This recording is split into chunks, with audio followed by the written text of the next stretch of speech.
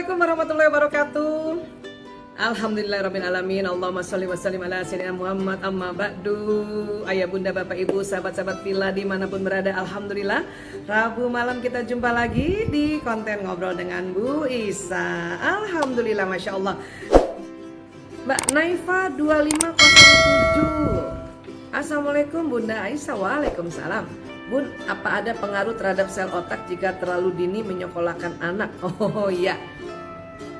Gini ya, perkembangan otak ini ya, perkembangan otak ini kan beda-beda ya. Jadi di otak ini kan ada sel otak atau neuron ya. Nah, setiap ada informasi yang masuk di dalam otak kita, baik lewat mata, telinga, hidung, mulut atau perabaan, itu membuat sel otak itu ya, sel otak itu jadi ada kabel-kabelnya tuh.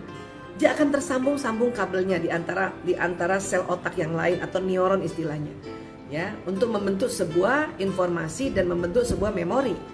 Seperti itu sebetulnya. Nah, kemudian ya, kalau ya kita masukkan sekolah yang kurikulumnya tidak ramah pada perkembangan otak anak, ini akan terjadi ya satu sambungan atau satu pemaksaan ya. Nah, kemudian kalau dari penelitiannya Dr. Luan Brizendine, seorang neurolog asal dari University California San Francisco, bukan Los Angeles ya, San Francisco, dia meneliti begini, bahwa sambungan otak anak laki-laki dan anak perempuan ada perbedaan. Ya. Otak besar kita ini dan otak kecil dia terbagi dua, ya. Kanan dan kiri. Ini yang Bu Isa pegang nih, otak kanan Bu Isa ya. Cuman mungkin di layar jadinya kiri ya, ya karena dia mirroring ya gitu ya, kanan dan kiri. Nah, perempuan, anak perempuan dari 0 hari sampai 6 tahun itu otak kiri kanannya seimbang sambungannya. Ketemunya tuh seimbang kiri kanan. Dan kiri biasanya otak analisa, kanan biasanya otak ya relax atau otak kreativitas. Ya, kiri biasanya ada matematika, bahasa, ya keteraturan, detil, prakarya, semuanya itu kerja kiri. Analisa, kok gini, kok gitu, itu kiri. Kanan ini lihat warna, musik, ya benda, ya khayalan, imajinasi, intuisi.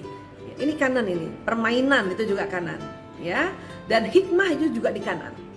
Oke, nah kemudian perempuan dari kecil sampai 6 tahun itu kiri kanannya udah seimbang. Otak analisa dan otak kreativitasnya itu sudah seimbang. Makanya kalau diajarkan masuk suatu PAUD misalnya atau masuk ke suatu TK yang mengajarkan tentang analisa dan misalnya tentang kreativitas, anak perempuan bisa. Anak perempuan mungkin umur 3 tahun bisa loh diajarin 1 tambah 1 sama dengan 2, atau sudah bisa ABC, udah bisa 1, 2, 3 ya, bahkan sudah bisa menganalisa ya. Dia selalu milih baju, kalau bisa bajunya dari atas kepala sampai kaki itu sewarna, apalagi kalau wataknya yang melankolis, sewarna. Aku mau pakai baju pink aja bunda, bandu aku pink juga, kan ada kayak gitu ya anak-anak itu ya. Nah, kalau anak laki lain lagi, ternyata laki-laki ternyata yang dari 0 hari baru lahir nih sampai 6 tahun yang berkembang duluan sambung-sambungan otaknya di kanan. Nah, kanan itu otak kreatif kan, otak imajinasi. Makanya anak perempuan mungkin umur 3 tahun sudah bisa mau belajar 1, 2, 3, 4 A, B, C, D. Anak laki-laki ngapain? Main. Ya, main. Itu anak laki-laki itu. Karena otak kanannya berkembang. Anak kanannya duluan dia. Ya, nah kalau masukkan sekolah anak laki-laki yang sekolahnya memaksa harus belajar membaca dari dini, ya, atau kemudian harus belajar hitung-hitungan dari dini, ini kasihan nih anak laki nih. Apalagi kalau belajarnya cuman pakai buku doang, tidak ada alat peraga. Laki-laki bukan tidak bisa diajar membaca atau belajar berhitung, tapi harus pakai alat peraga. Karena apa? Karena otak kanannya berkembang duluan. Oke? Kalau perempuan cuma di kertas doang, ya hanya digambar 1 tambah 1, angka 1 tambah 1 sama dengan perempuan udah bisa. Laki-laki nggak bisa. Ada tulisan BO, BO, LALA, bola. Perempuan udah bisa tuh karena kirinya udah jalan. Laki-laki BO, BO, LALA, setengah mati disuruh ngomong bola, dia akan loncat sana, loncat sini karena otak kanan kan otak gerak. Jadi gimana bisa caranya? Yang mending beli bola aja. Baru tulisan bola tempel di situ tuh. Anak laki-laki senang caranya begitu. Ya. Jadi kalau kita mau pilih sekolah, kira-kira sekolahnya udah di dalam sekolahnya itu banyak nggak alat peraga? Paling tidak ada 1-2 gurunya ngerti nggak perkembangan otak pria wanita. Bisa tuh lagi sosialisasikan itu. Makanya kalau ada guru-guru ya, misalnya guru-guru PAUD di seluruh Indonesia minta Bu Isa kasih arahan, Bu Isa pasti ingatkan bahwa secara perkembangan neuroscience otak laki dan perempuan berbeda. Ya, laki-laki itu kanannya dulu. Kenapa? Allah ya membuat anak laki-laki itu kreatif duluan. Coba lihat deh anak laki-laki, umur 3 tahun, 4 tahun udah bisa main game walaupun dia nggak bisa baca. Kenapa? Kanannya nih kreatif. Otak bermain, otak benda, otak kreativitas.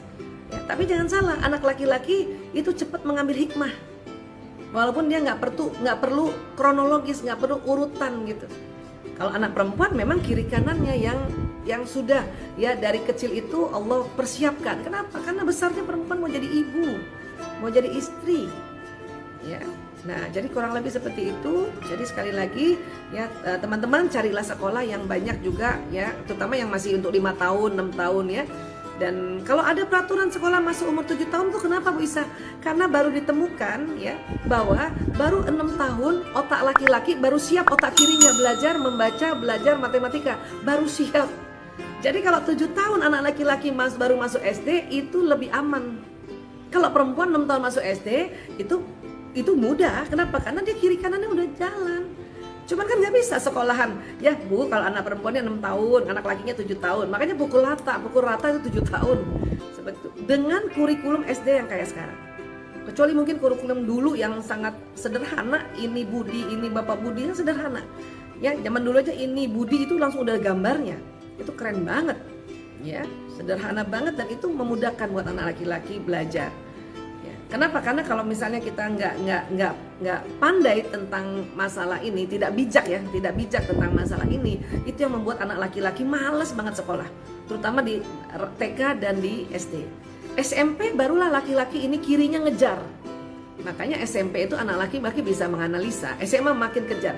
Kapan seimbang antara perkembangan kiri kanannya, walaupun kanannya agak lebih dominan sedikit, pas mahasiswa.